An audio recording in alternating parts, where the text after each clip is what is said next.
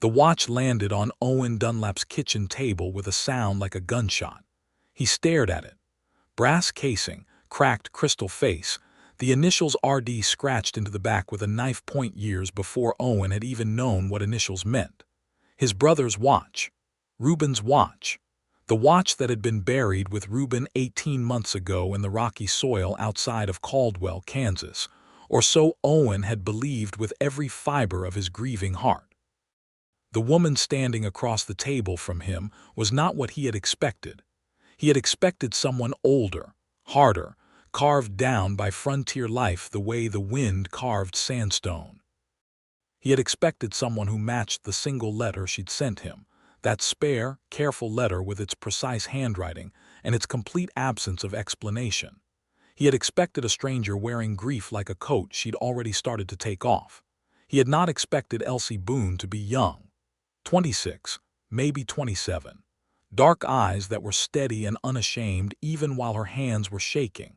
A widow's dress that had been black once and had faded to the color of a bruise. Hair the deep brown of creek mud in summer, pinned back severely, a few strands coming loose around her temples from the 2-day ride she'd clearly just completed. Dust on her boots, dust on her cheeks. And those eyes, those absolutely unbreakable eyes fixed on him like she had already decided she was going to withstand whatever he was about to say. "Where did you get this?" Owen's voice came out wrong, too quiet, too controlled, the kind of voice that meant the opposite of calm. "He gave it to me," she didn't flinch, "before he died. My brother was buried with that watch. The casket was empty." She said it plainly, no cruelty in it. The way you say a fact that is going to hurt someone and you know it and you say it anyway because they deserve the truth. Reuben Dunlap was not in that casket, Mr. Dunlap. And I think somewhere in the last 18 months, you have probably suspected that. The kitchen went very quiet. Outside, Owen could hear the wind working its way through the eaves of the house he had built with his own hands on this 40-acre claim outside of Wichita. He could hear his horse in the corral, shifting its weight. He could hear the distant sound of someone's cattle moving on the horizon. He could hear everything except the thing he most needed to hear, which was a reasonable explanation for the impossible object sitting on his table and the impossible woman who had brought it. He pulled out a chair and sat down because his legs had decided they were finished supporting him. Let me take you back to the beginning. Not the beginning of Owen and Elsie, because that beginning had only happened in the last 3 minutes of both their lives. The beginning of everything that had delivered them both to this kitchen table, to this shaking watch, to this moment of dark revelation that was about to unmake everything Owen Dunlap thought he knew about his brother and in the process, forge something entirely unexpected between two people who were both, in their separate ways, alone. The year was 1882. The place was the Kansas Plains, that enormous flat country that broke half the people who tried to settle it and made the other half into something hard and honest and worth knowing. The Dunlap homestead sat on land Owen had filed for under the Homestead Act of 1862, 40 acres of gently rolling grassland 6 miles south of Wichita proper, close enough to town to feel connected, far enough out to feel like yours. Owen had built the house himself, 2 rooms at first, then 3, then added a proper kitchen the year after Reuben died, because he'd needed something to do with his hands during the grief, and a hammer was as good a reason to keep moving as any. Owen Dunlap was 32 years old. He was the kind of man that the Kansas Plains made if they were going to make something good. Tall, broad through the shoulders, with the kind of face that had been arranged by sun and wind and honest labor into something more interesting than handsome. There were lines around his eyes that he'd earned. His hands were the hands of a man who had never in his life asked anyone else to carry something he could carry himself. He was known in Wichita as fair, as quiet, as the man you went to when you had a genuine problem and needed someone to actually think about it rather than just react. He had one secret, and the secret was this. He was lonely in a way that had gotten into his bones, not the surface loneliness of a man who wants company for an evening. the deeper kind. The kind that had been building since the day he'd watched them lower what he now understood to be an empty casket into the ground. Reuben had been more than a brother. He had been the proof that Owen wasn't alone in the world, the person whose existence made Owen's existence feel like it had a shape. They had come out west together from Ohio in 1875, two young men with a wagon, a mule, and enough stubborn hope between them to fuel a small revolution. They had built the claim together. They had worked it together. And then in the late summer of 1880, something had gone wrong with Reuben. Owen had not known at the time exactly what was wrong. He had seen the signs in retrospect, the long absences, the evasiveness, the money that sometimes appeared and was never explained. He had assumed, with the charitable logic of a man who loves someone, that Reuben was going through a difficult patch and would find his way through it. He had given his brother room and patience and trust. Then the man from Caldwell had ridden out to the claim to tell him that Reuben Dunlap had been found dead in a back room at the Red Pony Saloon. Shot once. The official account was a gambling debt gone wrong. Owen had ridden the 40 miles to Caldwell, identified the body, or what he had believed at the time to be the body, collected the watch, and brought his brother home for burial. Except the woman standing in his kitchen was now telling him that none of that had happened the way he thought. He picked up the watch. He turned it over in his hands. He had held this same watch 1,000 times. He knew its weight the way he knew his own heartbeat. He opened the case and looked at the inside of the lid, where Reuben had scratched a tiny compass rose with the point of his knife when he was 16, claiming it would always help the watch find its way home. The compass rose was there. This was unquestionably Reuben's watch. "Sit down," Owen said. Then, remembering himself, he added, "Please." She sat. She folded her hands on the table in front of her in a composed, deliberate way that told him she had been rehearsing this conversation for a very long time. "Start from the beginning," Owen said. "And I need you to understand that I am going to need you to be entirely honest with me, Miss Boone," she said. "Mrs. Elsie Boone. Though my husband has been dead for 14 months, so I am accustomed to answering to either." "Mrs. Boone," Owen said. He noted the information about her husband without reacting to it visibly. "Start from the beginning." She started from the beginning. Elsie Boone, née Hartwell, had come to Kansas from Missouri in the spring of 1879 with her husband Thomas Boone, who had been the kind of man who believed in things very briefly and then moved on to believing in something else. He had believed in Missouri farming, then in the railroad business, then in a cattle operation in Kansas, and by the time they arrived in Caldwell, he was believing very heavily in a scheme involving the reselling of Texas cattle before they could be properly counted, which was the kind of scheme that required partnerships with men who had flexible relationships with the law. Thomas Boone had introduced Elsie to that world, not by intention, but by proximity. She had met the men he met. She had learned, by painful necessity, how to read a room full of dangerous people, how to be invisible when invisibility was safety, and how to assess a man's true character underneath whatever face he was currently wearing. These were not skills she had wanted to acquire. They were skills that had kept her alive. She had met Reuben Dunlap in the summer of 1880 at the Red Pony Saloon in Caldwell, where her husband's business associates regularly gathered. Reuben had not been what she expected. He was not like the other men at those tables. He was nervous in a way that read like a man who was in over his head and knew it, not a man who belonged there. He was funny and self-deprecating in a way that made her like him before she could stop herself. And she came to understand over several weeks of cautious conversation, desperately trying to extricate himself from something he had gotten entangled in during a moment of very bad judgment. What was he entangled in?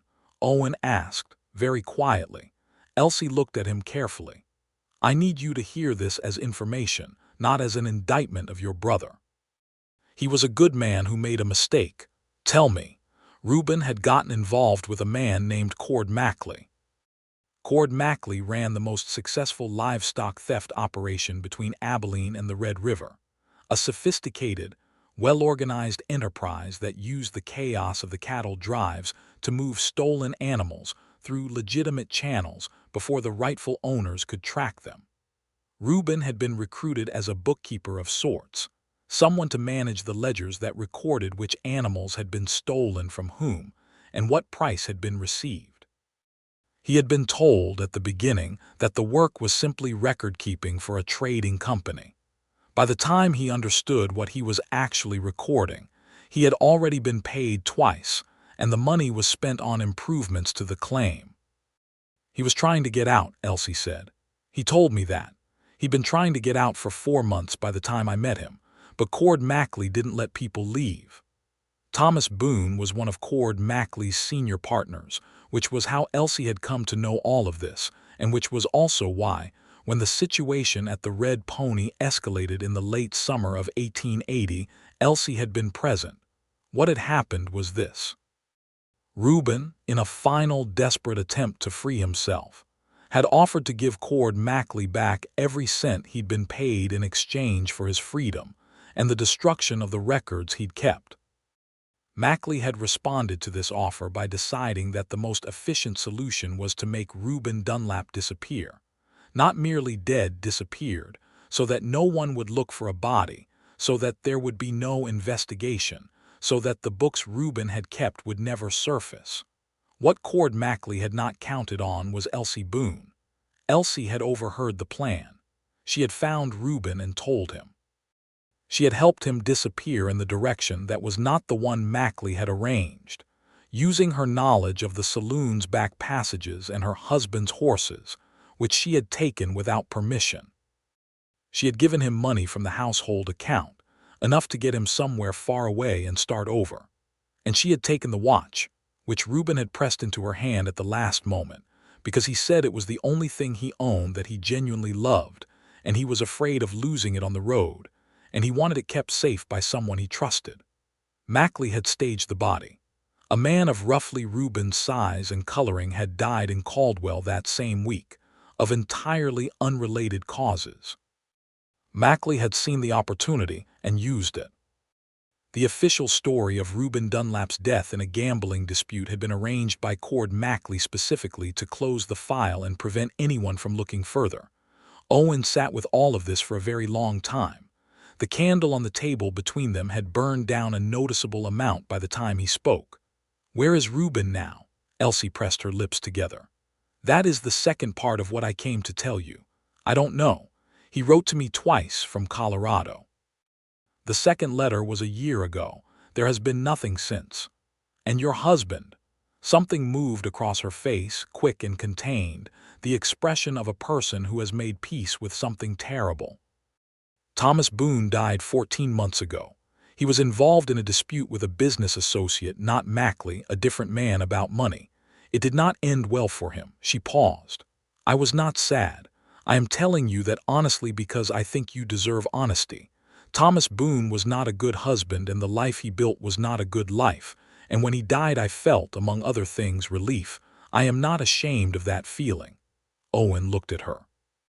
He had been looking at her throughout this conversation in the careful, intent way he had of looking at things he was trying to understand. But now, he was looking at her differently. He was looking at her and seeing not just the information she was delivering, but the person who had carried that information for 18 months, who had kept that watch hidden through her husband's death and the dissolution of his affairs and the legal complications that followed, who had made the decision to ride 2 days across the Kansas plains to give a dead man's watch back to a living man who didn't yet know the dead man wasn't dead. "Why now?" he asked. "Why did you wait until now to come?" "Because until 4 months ago I was not free to come. Thomas's death left complications, legal ones, financial ones. I had no money of my own, no horse of my own. I had to resolve those things before I could do this." She met his eyes steadily. "And because I wanted to be sure you were who Reuben described. He spoke of you often, Mr. Dunlap. I needed to be certain before I came that you were a man who could receive this information without doing something dangerous with it." "And you're certain now?" "Certain enough," she said. "Yes." Owen stood up.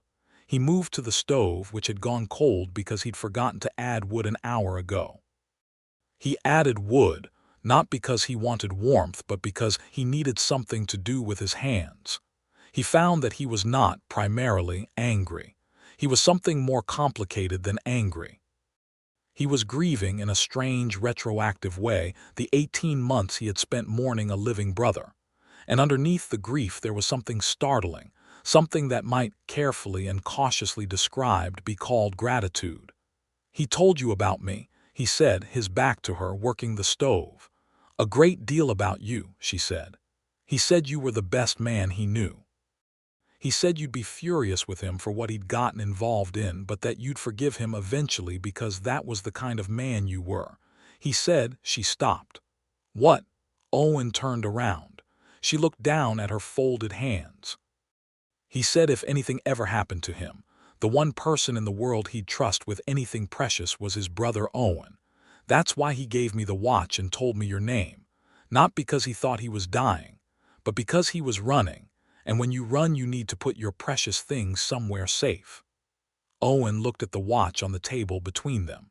Then he looked at the woman who had carried it across 18 months of her own dark troubles to put it in his hands. "Supper," he said, somewhat abruptly. Elsie blinked. "I beg your pardon. It's past 6 o'clock and you've ridden 2 days and you look like you haven't eaten since yesterday." He turned back to the stove with something that might on another man's face have been embarrassment. "I was going to make supper anyway. I'd be grateful for the company if you're willing to stay." There was a pause, a long one. "That is very kind," Elsie said carefully, "but I can ride to Wichita tonight. I don't want to impose." "It's 6 miles and it's getting dark and you are not imposing." He pulled a cast iron skillet off the hook and set it on the stove with a decisiveness that foreclosed argument. "There's a room. It was my brother's room. You are welcome to it." He paused, his back still to her. "And before you go tomorrow or whenever you're ready, I'd like you to keep the watch." She was very quiet behind him. "Mr. Dunlap, he gave it to you because he trusted you," Owen said. "You kept it safe for 18 months and you brought it here at considerable trouble to yourself when you could have kept it or sold it or thrown it in a creek. That's not the action of a person who should have to give something back." He looked over his shoulder at her. "He'd want you to keep it. I'm asking you to keep it." Elsie Boone looked at him for a very long moment. And then something in her face changed. Not dramatically, not with tears or any visible softening. Just a small, quiet unlocking, the kind that happens in a person who has been braced for a blow that doesn't come. Who has been waiting, for a very long time, for a simple kindness. "Thank you," she said. "I'll stay for supper." And that was how it began. Owen made biscuits from a recipe that had been their mother's, working the dough with a practiced efficiency while Elsie set the table, finding the plates and the forks with a quiet confidence that surprised him, as if she'd spent enough time in enough unfamiliar kitchens that she knew the logic of where things were kept. He fried salt pork and boiled potatoes, and made a gravy that was perhaps better than the occasion strictly required. He put coffee on and found the jar of honey that he kept on the high shelf and set it on the table without explanation. She didn't ask about the honey. She put it in her coffee without comment and looked at him over the rim of the cup with those steady dark eyes, and something in that small exchange felt like an understanding between people who were past the need for performance. They talked through supper, not about Reuben or Cord Mackley or dead husbands or hidden watches. They talked about smaller things first, the way people do when they are learning each other's frequencies. Owen told her about the claim, the complications of farming in Kansas, the drought 2 summers ago that had cost him a year's work and hadn't broken him but had come close. Elsie talked about Caldwell, about the strange economy of a cattle town, about the women who ran boarding houses and laundries and restaurants and kept those towns alive while the men's names were the ones that got put in the newspapers. She was sharp, Owen noticed. Not just intelligent but perceptive in a way that had clearly been trained by necessity. The way a person who has had to read dangerous rooms develops an almost uncanny ability to understand what people mean underneath what they say. She heard what he wasn't saying as clearly as what he was, and more than once she responded to the silence in a conversation rather than the words, which both unsettled him and made him feel, paradoxically, more at ease than he'd felt in anyone's company for a very long time. After supper she helped with the washing up, ignoring his protest that she was a guest and didn't need to, and they stood side by side at the basin with a kind of comfortable domesticity that was startling given that they had known each other for approximately 3 hours. "What will you do?" she asked, handing him a plate to dry. "About finding Reuben." "Write to Colorado," he said. "See if the letters find him." And he paused, considering. "There's a man in Wichita, Henry Marsh, he's a detective, handles missing persons sometimes, if the letters don't work." "Be careful about who you tell," she said quietly. "Cord Mackley is still operating. If word gets out that Reuben Dunlap might be alive and might have information about Mackley's books, it puts your brother in danger again." Owen turned to look at her. She was looking at the basin, her hands still in the water, her expression carefully neutral. "You've been thinking about this," he said. "For 18 months, she said. "Yes, you're afraid of Mackley." She pulled her hands out of the water and dried them on the kitchen cloth with slow, deliberate movements. "I was married to one of his partners for 3 years, Mr. Dunlap. I know how he operates. I know what he does to loose ends." She looked at him directly. "I am one of those loose ends. I am the person who helped Reuben escape. If Mackley ever figures that out, my life is in real danger. That is not me being dramatic. That is a factual assessment of the situation." The kitchen felt different suddenly. The warmth of it, the ordinary domestic warmth of a meal shared between two strangers becoming tentative acquaintances, shifted into something with sharper edges. Owen set down the plate he was drying and turned to face her fully. "Does he know?" Owen asked. "That you helped Reuben?" "I've assumed he suspects. He's a careful man." She paused. "Thomas never told him directly. I'm reasonably certain of that because Thomas never knew. But Mackley had men watching the saloon that night. Whether any of them saw me with Reuben, I genuinely don't know. I have been careful for 18 months and I am still here, so either he doesn't know or he hasn't decided I'm worth the trouble yet." "Or he didn't know where you were," Owen said. "Yes," she said. "And now I've ridden to Wichita, which is not far from Caldwell." She said it without self-pity, just the plain measurement of risk that a practical person makes. "I've thought about that. I decided it was worth it." Owen looked at her for a long moment. "You rode 2 days into potential danger to return a watch." "I made a promise," she said simply. "Reuben asked me to get that watch to his brother if anything happened to him or if I ever got free enough to do it. I made a promise and I keep my promises. It's about the only thing I have left that I'm proud of." Something in Owen Dunlap's chest, which had been tight for a very long time, did something complicated and unexpected. "Stay," he said. Elsie stared at him. "Not," he started, and then stopped and organized his thoughts with the deliberateness of a man who says words carefully because he means them carefully. "Not like that. I mean stay here, on the claim. There's a room. You are, by your own description, a woman in a dangerous situation with no money and nowhere to go that is genuinely safe. This is a 40-acre claim with a solid house, and I'm a man who is not a threat to you." He paused.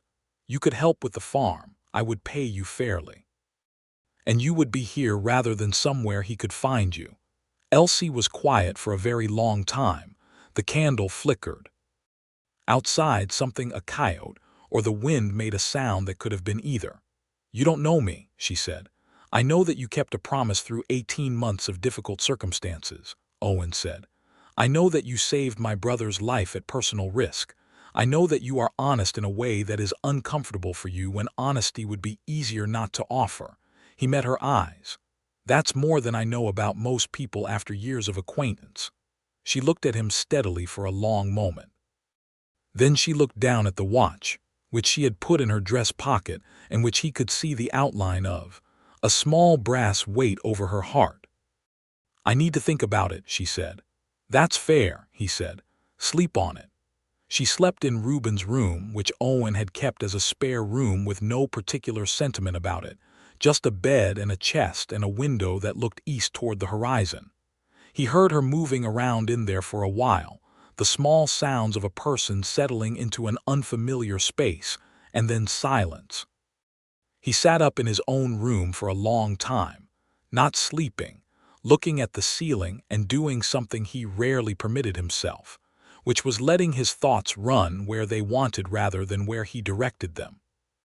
They ran to Reuben, to the astonishing improbable fact that his brother was alive somewhere in Colorado or wherever the trail had gone cold. They ran to the practical problem of Cord Mackley and the real danger that a living Reuben represented to a man who had spent 2 years believing the threat was buried. And they ran, with increasing frequency, to Elsie Boone. He did not try to romanticize what he felt. He was a man who had learned to be honest with himself as a matter of survival, because dishonesty with yourself on the Kansas frontier had a way of getting you killed. What he felt was complicated. There was the gratitude, which was enormous and genuine. There was the respect, which had accumulated in real time over the course of 3 hours and a shared meal in a way that surprised him. And there was something else, something quieter and more alarming, a quality of attention he had only given in his life to things and people that mattered deeply to him. He told himself it was too soon for that. He told himself it was the strangeness of the situation, the emotional magnitude of the news she'd brought, the relief of company in a house that had been too quiet for too long. He told himself all the reasonable things. He didn't entirely believe them. He was up before dawn, as was his habit, and found that she was also up, standing in the kitchen doorway in the early gray light with her arms folded against the chill, looking out at the plains. "Coffee," he said, because it was the most useful thing he could think of. "Please," she said. They drank coffee in the early light while the sun came up over the flat Kansas horizon, a slow, bright line that spread across the grassland and turned everything briefly gold before settling into the clear, hard light of a working day. Owen watched her watch it, and he saw the moment it hit her, the way the beauty of an enormous sky can hit a person who has been too busy surviving to look at it recently. Her face softened by degrees, not becoming soft, that wasn't a word that fit Elsie Boone, but allowing itself a kind of openness it had not had the night before. "I'll stay," she said, still looking at the horizon. "For now, if the offer is genuine." "It's genuine," he said. She turned and looked at him. "There have to be clear terms. I pay my way. I work and I work hard, and I don't want charity. If I am not earning my keep, you tell me, and I find other arrangements." "Agreed. And I will not be the subject of gossip in Wichita. I'll need a title that makes sense. A housekeeper, perhaps, or a farmhand. Something that explains my presence without implying." "A housekeeper is fine," Owen said. "Though I'll say you're a family friend, it's closer to the truth and it doesn't put you in a position that is lesser than you are." She looked at him with something unreadable. "You're being very decent about this." "I'm being accurate," he said. "You're the person who kept my brother alive. That makes you family, more or less." She was quiet for a moment. Then, "All right, family friend," a pause. "Thank you, Owen." It was the first time she'd used his given name. Neither of them commented on it. The first weeks were a negotiation, the way the first weeks of any new arrangement are. Owen's farm ran on a clear rhythm. Up before dawn, coffee, then horses, then whatever the day's primary work required, which in late summer and early autumn of 1882 was primarily the harvest of the corn and sorghum he'd planted in the spring. He had 60 bushels to get in before the first real frost, and the timing was always a gamble in Kansas, where the weather made its own decisions and declined to consult the people whose livelihoods depended on it. Elsie was not a farm woman by background, but she was a fast learner with a stubbornness that Owen recognized and admired. She watched how things were done once and then did them, without fuss or unnecessary questions, and when she encountered something she didn't know, she asked directly and absorbed the answer and applied it. Within 2 weeks, she had mastered the stove thoroughly enough that Owen stopped cooking entirely, because her results were demonstrably better than his. She learned the horses with a natural ease that surprised him. She took over the kitchen garden, with a possessive competence that had the late-season vegetables producing better than they had all year. She was, in short, excellent company and excellent help, and the house felt different with her in it, not just less quiet but more itself, the way a space sometimes needs the right inhabitant to become fully what it was designed to be.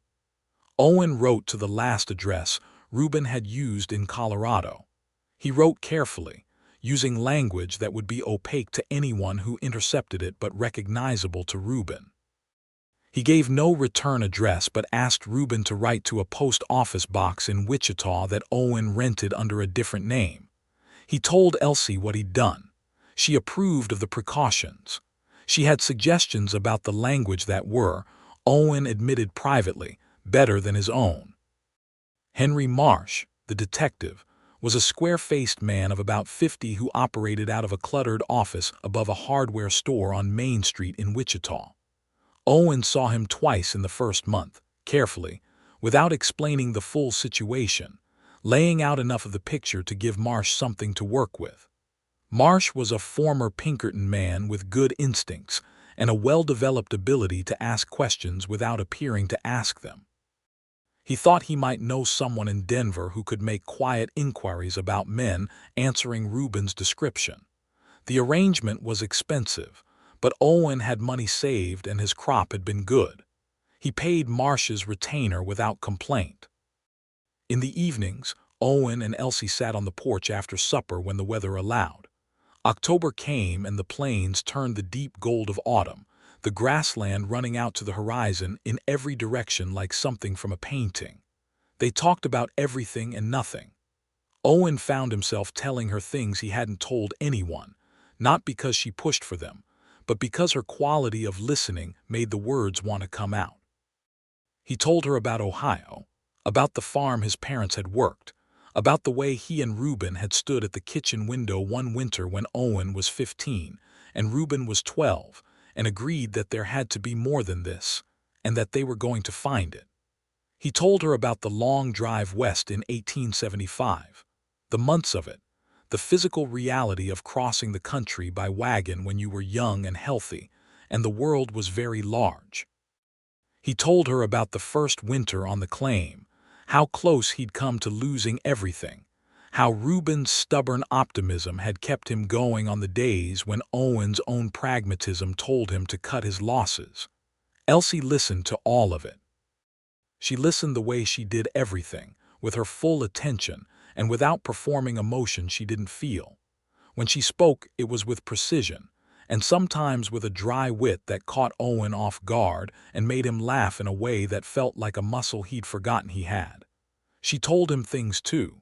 Not easily. Elsie was not a person to whom the telling of personal things came easily, but honestly. She told him about Missouri, about a childhood that had been decent enough but narrow, a farming family with more opinions about how women ought to be than about what they might become. She told him about marrying Thomas Boone at 19, which she described as the result of limited options and a temporary confusion between excitement and safety. She did not dramatize how bad it had been. She stated it clearly, the way she stated everything. Thomas had been charismatic and occasionally violent, and had cared for her the way a man cares for something he owns rather than someone he loves. She had survived it. She had learned from it. She was done letting it define her. Owen listened to this the way he listened to everything that mattered, in silence, with his full attention, and without the impulse to rush in with reassurance or advice that the person hadn't asked for. One evening she finished talking and looked at him and said, "You're not going to tell me I should have left sooner or that there were options I didn't take?" "No," Owen said. "Most people do." "Most people," Owen said carefully, "have never been in a position where every option costs you something you can't afford to pay." She looked at him for a long moment. "No," she said finally. "They haven't," and then very quietly, "Thank you for that." November came with a cold that had teeth. The work shifted from harvest to preservation and repair, battening down for winter, checking the roof and the windows and the fences, laying in the supplies that would carry them through to spring. Owen was in his element in this season. He was a forward-thinking man by nature, A man who solved problems before they arrived rather than after, and Elsie matched his energy, working through the list of preparations with a focused efficiency that he found, every day, a little more indispensable. It was in November that Owen realized he was in love with her. He did not arrive at this conclusion romantically, with some sudden crystallizing moment under a dramatic sky. He arrived at it the way he arrived at most important conclusions, through accumulated evidence and honest accounting.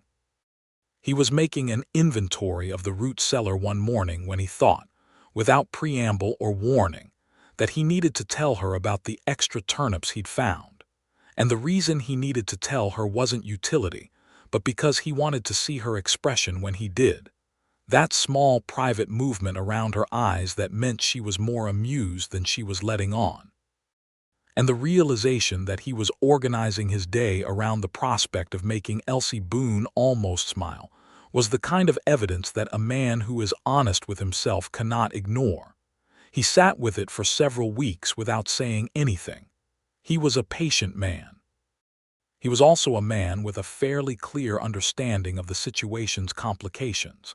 She was a recent widow who had survived a difficult marriage and was in the middle of a dangerous situation involving the same criminal network that had nearly killed his brother. The last thing she needed was the man who was ostensibly providing her safe harbor, turning the arrangement into something she felt obligated to reciprocate. He said nothing. He was kind and consistent, and he continued to be the person she could rely on, and he told himself that was enough and tried to believe it. What he didn't account for was Elsie. She had her own private inventory happening, and she was, if anything, more honest with herself than Owen was. What she felt scared her more than it surprised her.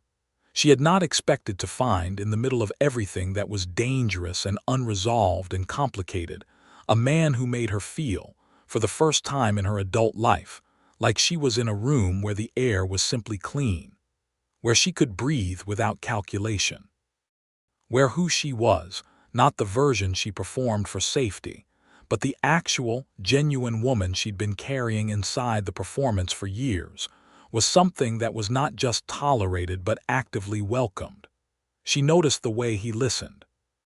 She noticed the way he never pushed. She noticed that he helped with the dishes without being asked, that he remembered things she said in passing and acted on them days later without pointing out that he'd remembered, that he argued with her when he disagreed, but did it without any trace of the contempt that had been Thomas's favorite weapon. She noticed that his hands were always occupied with something useful, that he moved through the world with a kind of quiet purpose that she found, every day, a little more beautiful. She also noticed that he was looking at her differently than he had in October, not inappropriately, not hungrily, just with more. With the additional weight of something he was consciously carrying rather than expressing. And she found that she wanted to know what it was, which itself was information. It was a Thursday afternoon in mid-November, which she would remember with photographic clarity for the rest of her life, when everything shifted. Owen had gone into Wichita for supplies and she had stayed on the claim, and when he came back she met him at the door to help unload the wagon and he handed her a letter. "From the post box," he said, watching her face. She recognized the handwriting immediately. So did he. They sat at the kitchen table together and Owen opened the letter with steady hands. Reuben was alive. He was in a small town called Creed, in the mountains of southwestern Colorado, where he had been working in the silver mining operations for the last year and a half. He was using a different name. He was healthy. He was terrified still of Cord Mackley, and he would not come back to Kansas while Mackley was operating. But he was alive. He was alive. And he sent his love to his brother in words that were brief and inadequate to the weight they carried and perfect because of it. Owen read the letter 3 times. He sat with his hands flat on the table on either side of it, looking at it, and Elsie watched his face go through something she didn't have words for, a kind of silent, private collapse and reconstruction, the face of a man who has been carrying a grief so long that the removal of it was its own kind of earthquake. She put her hand over his. She hadn't planned it. She wasn't a person who did things without planning them. But his hands were there and she was there, and it was the most natural thing in the world. He looked down at her hand on his, and then up at her face, and his expression was one she had never seen on him before, something open and unguarded and a little afraid. "He's alive," he said. "He's alive," she confirmed. "Because of you. Because he was brave," she said. "I just opened a door." Owen turned his hand over and held hers, not tentatively, with the same deliberate certainty with which he did everything that mattered to him. They sat like that for a very long time, with the November wind outside and the stove crackling and Reuben's letter between them on the table, and neither of them said anything for a long while because the moment was complete without words. It was Owen who finally spoke, and when he did his voice had the careful quality of a man who is about to say something he has been holding for a long time and is saying it now because now is the right time, not because he's lost the capacity to hold it any longer. "I want to say something," he said, "and I want to say it without pressure and without expectation, because you are in a situation where pressure is the last thing you need, and I know that. But I'd be lying to you if I didn't say it, and I've come to understand that lying to you is not something I'm able to do." Elsie was very still. "I am in love with you," Owen said. It was very plain, the way he said it. It was not decorative or dramatic. It was information, offered honestly from one honest person to another. "I have been for a while. I'm not saying this because I expect anything. I am saying it because you deserve to know where I stand, and it feels dishonest not to tell you." She looked at him for a very long time. He waited because he was a patient man and because he had said what he needed to say, and the next move was not his to make.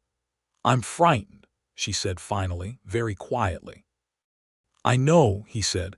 "Not of you," she clarified. "Of this." She looked down at their joined hands. "Of wanting something and trusting it. I'm not very practiced at that." "Neither am I," Owen said. "I'm 32 years old and I have been alone since I was 20, more or less.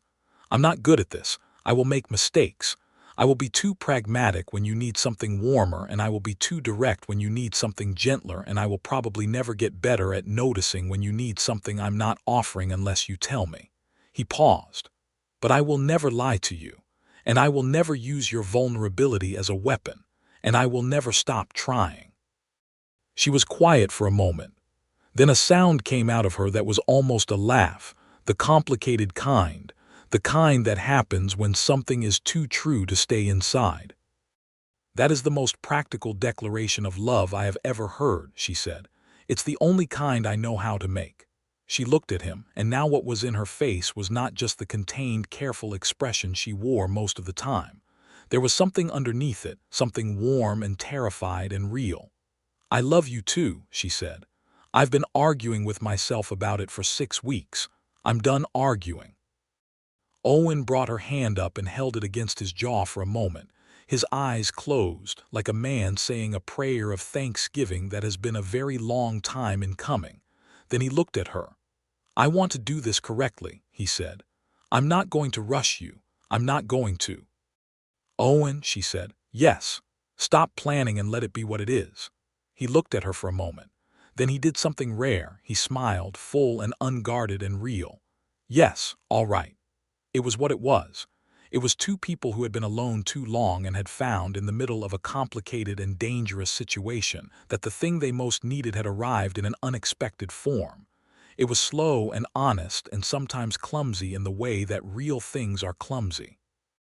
It was, in short, everything that neither of them had ever been given by life before. December came, and with it, the first hard snow. Owen had the claim entirely winter-ready, and they settled into the long indoor season that Kansas winters required. The days structured around the basic necessities of keeping warm and keeping the animals fed, and going to town for supplies when the roads allowed. They read together in the evenings, Owen working through a volume of practical agricultural science he'd ordered from back east, and Elsie working through a collected edition of George Eliot that Owen had owned for years and never found time for. They argued about things they'd read. They played cards. Owen taught her to play chess, and she beat him within a month, which she did not gloat about but which he could see she was deeply pleased by. Henry Marsh sent word in mid-December that he'd made contact with someone in Colorado who confirmed a man matching Rubin's description working the mines in Creede. The confirmation was solid. The news was good. Owen wrote back to Rubin with more information, more coded comfort, the assurance that he was working on the situation with Mackley and that it would not be forever. Because that was the problem that remained, the dark, persistent problem underneath the warmth and the snow and the new life taking shape at the Dunlap claim. Cord Mackley was still operating. Rubin was still hiding. Elsie was still, technically, a loose end in a very dangerous man's ledger. The situation required resolution, and resolution required the kind of action that Owen did not undertake lightly. In January, he made a decision. He went to see the United States Marshal's office in Wichita. The marshal assigned to the district was a man named Samuel Graves, who was known for two things: a complete absence of sentimentality and an equally complete commitment to doing his job the way it was supposed to be done. Owen laid out what he knew carefully, without naming Elsie directly, without mentioning Rubin's location, giving Graves enough to act on while protecting the people who needed protecting. Graves listened without expression. When Owen was done, Graves said, "You have the name Cord Mackley connected to livestock theft and the staging of a false death. That's two federal offenses. If I can get the books your brother kept, that's the case." "I can get you the books," Owen said. Graves looked at him.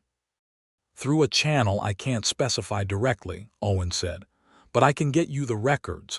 Give me 3 weeks." It was not Owen's bravado that drove this offer, but a practical understanding of what he had. He had Elsie, who had been in those rooms and knew exactly what had been recorded and where the physical records might be kept. And he had, through Marsh, a contact in Caldwell who could potentially locate and photograph the relevant documents before anyone knew they were being looked at. The chain of action that followed over the next 3 weeks was tense, dangerous in the background of daily life. A series of careful moves in a game where the stakes were Rubin's safety, Elsie's safety, and the possibility of finally closing the threat that had been hanging over both of them. Elsie's contribution was critical. She described in detailed, precise terms the structure of Mackley's record system, the physical locations she had observed, the names of men who might be persuaded or pressured to cooperate. She did this with a calmness that Owen found both admirable and heartbreaking, the calmness of someone who has spent years learning to be useful to dangerous men and was now, finally, using that knowledge for something good. In late January, Marsh's man in Caldwell came through. The documents were real and were exactly what Graves needed. The arrest of Cord Mackley was executed by federal marshals on a cold Thursday morning in the first week of February 1883 at his operation outside Caldwell. 3 of his associates were arrested with him. The charges were substantial, and the evidence was comprehensive, and Cord Mackley would not be operating again. Owen received the news from Graves in person, sitting in the marshal's office on Main Street in Wichita on a day when the temperature outside was 7 degrees, and the street was empty, and the world felt very small and clean. He rode home at a speed that was perhaps incautious for the road conditions. Elsie was in the kitchen when he came in, the cold air coming in with him, and she looked up from the bread she was making and read his face before he could say a word. "It's over," she said. "It's over," he confirmed. She set down the bread dough and pressed both flour-covered hands flat against the table and breathed, a long and very deep breath, the kind that you've been saving up. "Rubin can come home," she said. "I'm writing to him tonight." She nodded. Then she looked at him, and he crossed the kitchen and she put her flour-covered hands on either side of his face and looked at him very seriously. "Thank you," she said, "for all of it, for everything you've done." "You did half of it," he said. "More than half." "We'll argue about the accounting later," she said, and then she kissed him, and it was the first time she had done so, and it was not tentative at all. Spring came slowly to the Kansas plains, the way it always did, grudging and incremental, the snow retreating day by day to reveal the brown earth beneath. And then one morning you woke up and there was green in the grass, and the meadowlarks were back on the fence posts, and the world had changed without announcement. Owen Dunlap asked Elsie Boone to marry him on a warm evening in late March, sitting on the porch that spent the winter evenings on, watching the last long light of sunset move across the plains. He did not get down on one knee, because the porch boards were muddy from the recent rain, and also because Elsie was not, he had come to understand, a woman who wanted ceremony imposed on genuine moments. He just said it, looking at the horizon, the way he said things that were important, plainly and permanently and with no decoration. I'd like you to marry me. I want to be your husband, and I want to build a life here with you, and I want it to be real and legal and public and permanent. If you want that too. Elsie was quiet for a moment. The meadowlark on the fence post sang once and then was quiet. Yes, she said, I want that. He turned and looked at her.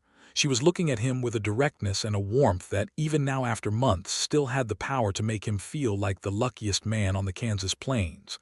Good, he said. Then yes. She laughed, that complicated almost laugh that he had come to love more than almost any sound in the world. You said yes back to my yes. I was confirming the arrangement. They were married in the third week of April 1883 at the Wichita courthouse, with Henry Marsh and his wife as witnesses, and a short, genuine ceremony conducted by Judge Harold Whitmore, who had presided over weddings and funerals and disputes and resolutions in Wichita for 20 years, and could tell the difference between people performing matrimony and people meaning it. These two people meant it. Elsie wore a dress she had made herself over the winter, a deep green wool that she had chosen specifically, because it was nothing like mourning. Owen wore his good suit and had his boots cleaned for the first time since possibly ever, a fact that Marsh's wife noticed and commented on approvingly. That evening, back on the claim, Owen made supper while Elsie sat at the kitchen table and watched him, her chin in her hand, the watch open in her other hand. She did this sometimes, opened the watch and held it, a habit that had developed over the months, some private connection to the long, strange road that had brought her here. He'll be here in a month, Owen said, meaning Reuben, whose last letter had confirmed his departure from Creede, headed east, back to Kansas on the strength of the news that Mackley was in federal custody. Are you nervous? To meet your brother, Elsie said. No, I already know him. You knew him 2 years ago. He's had time to change. People don't change that much, she said, not the essential parts. Owen considered this, stirring the pot on the stove. What if he's strange about it, about us? Elsie smiled, and it was the full smile, the one she'd been increasingly willing to let him see over the months, the one that changed her face completely and made her look like the younger, freer person she was becoming. Reuben Dunlap will not be strange about us. He will spend approximately 10 minutes pretending to be protective of me for the form of it, and then he will tell you that you did well and embarrass you about it for the rest of his life. Owen looked at her over his shoulder. That is very specific. I told you. I knew him. Reuben arrived on a Thursday afternoon in early May, on a good horse that he'd bought in Colorado and ridden halfway across the country on. He was thinner than Owen remembered, and there was something in his eyes that hadn't been there before, a gravity that sat on top of his natural humor without extinguishing it. He pulled his horse up in front of the house, and Owen was waiting on the porch, and they stood looking at each other for a long moment, two brothers on either side of 2 years of impossible distance. Then Reuben dismounted and Owen came off the porch, and they embraced the way brothers do after long separation, without words, without ceremony, just the physical fact of each other's presence. When they separated, Reuben looked past Owen's shoulder to where Elsie was standing in the doorway. He looked at her for a moment with an expression that was more complicated than Owen could fully read. You did it, Reuben said. I said I would, Elsie said. I know.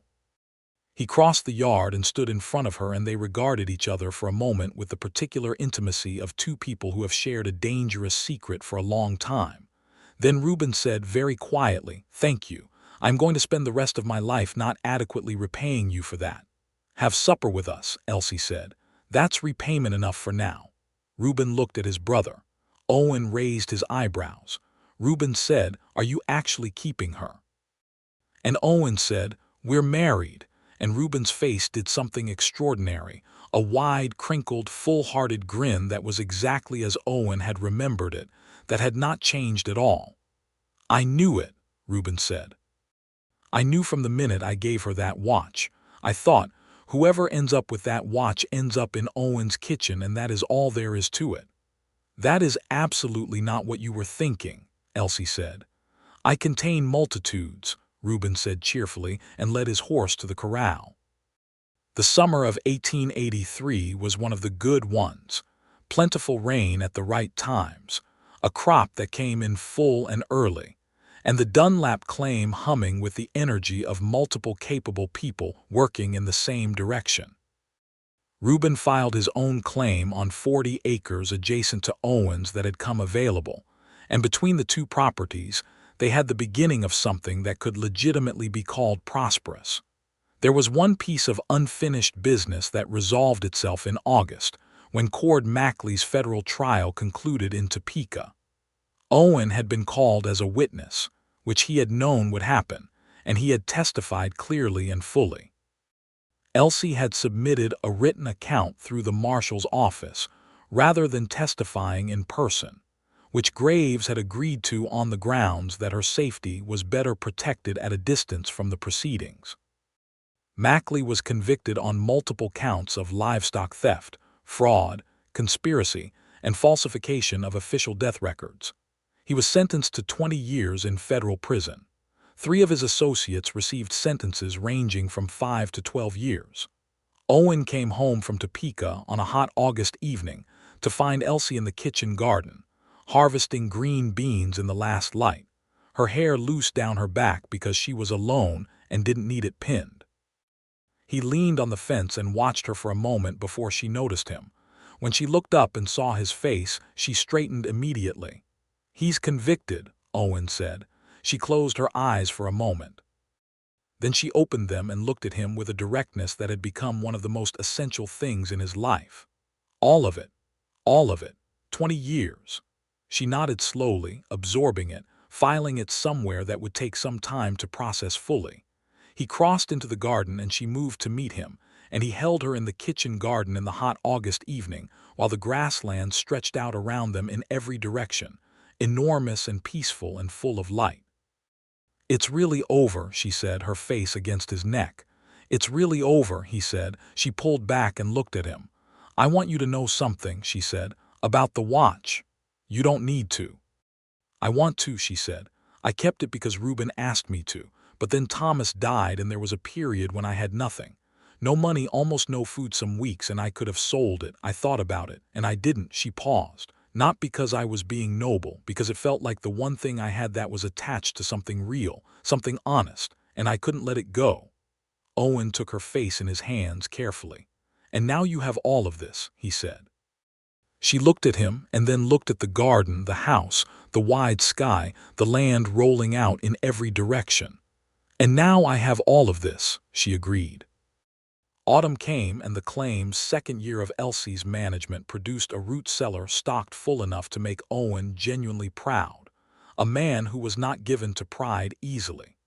Reuben's adjacent property was coming along with the energy of a man who had been waiting for a second chance and intended to use every minute of it.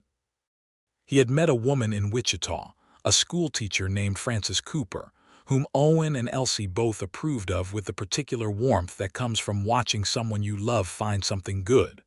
On a cool September evening, sitting on the porch, Elsie said to Owen, very quietly and without preamble, "I think there might be a baby." Owen turned and looked at her. "I'm not certain yet," she said, with the careful precision of a woman who does not make announcements she can't support with evidence. "But I think so." He was quiet for a moment. Then he reached over and took her hand and held it, looking out at the plains that had gone gold and amber in the autumn light. "How do you feel about it?" he asked, which was such an Owen question, Elsie thought. Such a completely Owen way to respond to news that should produce an immediate declaration. Not what do you feel, but how do you feel, seeking the real answer rather than the expected one. "Terrified," she said honestly, "and as happy as I think I've ever been, both at once. It's very uncomfortable." He smiled, looking at the horizon. "Good," he said. "That means it's real." She squeezed his hand. He squeezed back. Winter came early that year, the first snow in late October, the kind of winter that makes you glad of good walls and a full cellar and someone warm to sit beside in the evenings. Owen and Elsie moved through the cold months with the ease of people who have learned each other's rhythms completely, who know without asking when the other needs quiet and when they need conversation, who have stopped performing anything for each other, and are simply, fully present. Elsie's certainty about the baby became absolute by November, and by December the evidence was visible, and Owen watched her navigate this change with the same clear-eyed practicality she brought to everything, making adjustments without complaint, accepting help without self-consciousness, allowing herself to be cared for in a way that he understood was still, even now, not entirely natural to her. He made the small adjustments without comment. The chair moved closer to the stove, the heaviest work quietly redistributed, the coffee made a little stronger on the mornings she looked tired. She noticed all of it. She didn't always say anything, but she noticed, and sometimes she would find him doing something and she would stand in the doorway for a moment and look at him with an expression that was simply, unguardedly, full. Reuben and Frances became engaged in January, and the news arrived at the Dunlap claim via Reuben himself, who rode over on a cold afternoon to tell his brother and sister-in-law with the barely contained energy of a man who has managed to be surprised by his own happiness. Owen shook his hand and embraced him and said, "About time," and Reuben said, "I had a lot of rebuilding to do before I was worth anybody's time." And there was something real and careful in that statement that both Owen and Elsie heard and honored without pressing on. By February of 1884, Owen had finished the addition he'd begun on the house in autumn, a proper nursery room adjacent to the main bedroom, built with the same careful attention he gave to every structure he made. He paneled the walls with smooth-planed pine, put in a good window that faced east for the morning light, built a cradle that was solid enough to withstand generations if it needed to. He painted nothing because Elsie said she wanted the wood to be the finish. She stood in the doorway of the finished room on the day he completed it and looked at it for a long time. "It's perfect," she said. "It's practical," Owen said, and she laughed. The baby was born in March of 1884, early in the morning, with Dr. Ellison from Wichita in attendance. And it was a boy, a healthy and extremely indignant boy who arrived in the world at considerable volume and immediately began making his preferences known. Owen was permitted back into the room within minutes because Elsie was not a woman who wanted solitude in difficult moments and had told Dr. Ellison this clearly in advance. Owen sat on the edge of the bed and held his son for the first time while Elsie watched with tired, luminous eyes, and the room was full of the pale early morning light coming in through the east-facing window. "James," Owen said. Elsie had suggested the name weeks ago, and Owen had agreed with a speed that surprised her because James had been their father's name back in Ohio, a man Owen had described once as the best farmer and the most patient person he had ever known. "James Dunlap," Elsie said. "Hello." The baby, apparently unimpressed by formal introductions, yawned and went back to sleep with the complete self-possession of someone who has done all the difficult work and is now entitled to rest. Reuben arrived later that morning, having been sent word, and he held his nephew with an expression of complete wonder that Owen had never seen on his brother's face before and suspected he would see for the rest of their lives. "Hello, James," Reuben said quietly. And then to Owen, with a sideways look that contained more feeling than he was equipped to express directly, "You did all right, big brother." "We did all right," Owen said. Spring came in with warmth and the sound of birds and the plains coming alive again in every direction, and the Dunlap claim entered its new year with full momentum. Owen planted the west field in corn and the east field in winter wheat that had survived perfectly and was already 2 inches high. Elsie, 6 weeks after James's birth, was back in the kitchen garden with the baby in a willow basket beside her, managing the early planting with her characteristic competence and occasionally talking to James in a low, matter-of-fact voice, explaining what she was doing, which Owen overheard from the fence once and thought was possibly the best thing he had ever witnessed. Reuben and Frances married in May, a proper ceremony at the Methodist Church in Wichita, with Owen as best man, and Elsie standing up with Frances and baby James carried by Reuben's new neighbor Mrs. Calloway, so that the service could proceed without the wild card element of infant commentary. It was a good wedding, full of the genuine happiness that comes when people are marrying for the right reasons with full knowledge of each other's edges. And afterward, there was a dinner at the hotel on Main Street that ran well into the evening.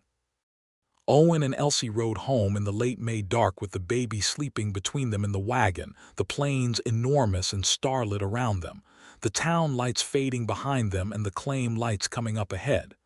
"Your brother is going to be very happy," Elsie said. "Yes," Owen said. "He's earned it." "So have you," she said. He looked at her. She was looking forward at the dark road ahead and the stars above it, her profile clean against the night sky, the watch glinting at her wrist. She had begun wearing it on a ribbon as a bracelet sometime in the winter, a small and private thing, hers now in the fullest sense. "So have we," he said. She turned and looked at him, and her face in the starlight was everything. The dark eyes that had met his across his kitchen table 18 months ago with no flinching and no dishonesty. The mouth that had learned to smile more easily with each passing month. The steadiness that was not hardness but its opposite. The knowledge of difficult things worn honestly without letting those things define the whole person. "So have we," she agreed. The years that followed were the kind that build quietly and solidly, the way good stone walls build, each year fitted to the one before and the one after, making something that can weather what comes. The Dunlap claim grew. Owen added acres when adjacent land came available, diversified the crops with the advice of the agricultural pamphlets he continued to read, and the hard-won local knowledge of men who had been farming Kansas for a decade before him. He acquired a reputation in the county as someone whose advice about land management was worth seeking, and he gave it freely, because information that helps the whole community helps every farm in it. Elsie became, by degrees and without any particular design, a person of consequence in the area around Wichita, not in the official civic sense that the era largely denied to women, but in the real and practical sense that people came to her. Women came to her with the specific troubles that women brought to other women: difficult husbands, scarce money, children with fevers, the loneliness of the frontier that men sometimes acknowledged and sometimes didn't. She could not solve most of these things, but she could listen without flinching.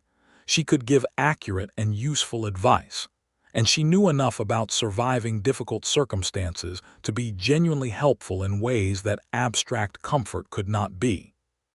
She also, quietly and practically, helped 3 women over the course of the late 1880s remove themselves from dangerous situations, arranging transportation and temporary housing, and the kind of discreet assistance that left no paper trail and asked no questions in return. Owen knew about this. He supported it without reservation and asked no questions either, only ensured that there was always a little extra money available for purposes he didn't need to specify.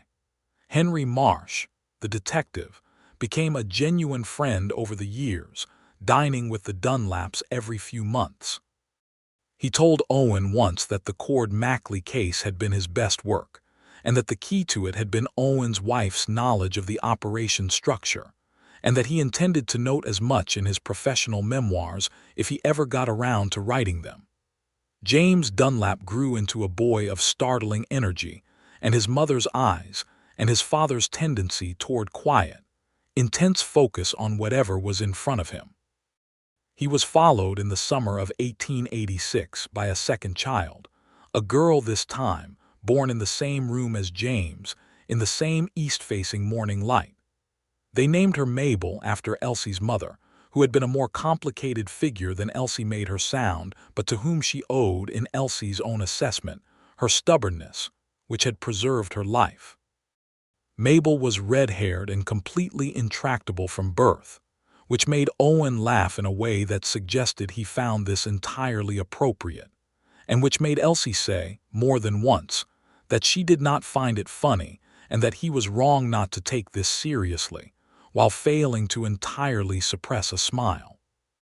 Reuben and Frances, next door, had 2 children in quick succession, a boy named Thomas, which was a choice that Elsie registered with a private expression Owen read perfectly, a complicated relationship with a name, and a girl named Clara. The 4 Dunlap cousins grew up running between the 2 properties with the freedom of children who belong entirely to their landscape, who know every fence and creek and hollow in the land around them, who are at home in it, the way their parents had learned to be home in each other. On the evening of their 6th wedding anniversary, April 1889, Owen and Elsie sat on the porch the way they always did when the weather allowed, watching the last light move across the plains. James was inside, nominally asleep but audibly not, and Mabel was genuinely asleep in the crib that had held James before her, in the east-facing room. Elsie had the watch open in her hand. The crack in the crystal face was still there. Owen had offered to have it repaired a dozen times, and she had declined a dozen times, for reasons that she had explained once and that he had understood completely. The crack was part of the watch's history, and you did not erase the hard parts of something's history just to make it look intact. "What are you thinking?" Owen asked. She considered this the way she considered things she wanted to answer honestly. "I'm thinking about the day I rode in here," she said. "How certain I was that you were going to be angry, that you were going to throw me out or take the watch and tell me to go, and that would be the end of it." "I was never going to do that," Owen said. "I know that now," she said. "I didn't know it then." "What would you have done if I had?" He was curious, genuinely. She thought about it. "Gone back to Caldwell, I suppose, or gone looking for Reuben myself, found something." She looked at the watch. "I had learned that you find something. There is always something." "There is always something," Owen agreed. She looked at him. "You asked me to stay for supper." "I did." "You asked me to keep the watch." "I did that too." "It was very presumptuous," she said, with the small private amusement that she still deployed most effectively on the things she was most genuinely moved by. "It was entirely practical," Owen said.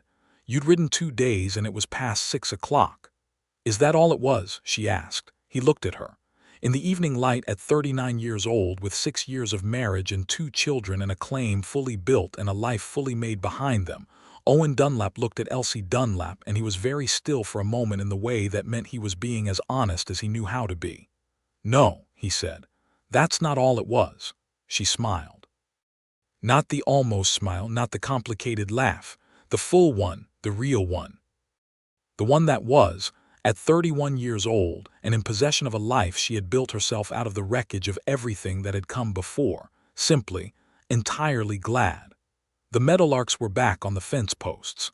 The plain stretched out in every direction, enormous and patient and full of the particular beauty that belongs to flat country in evening light, the kind of beauty that requires you to be still long enough to see it. Owen reached over and took her hand. She let him and turned it over and held on.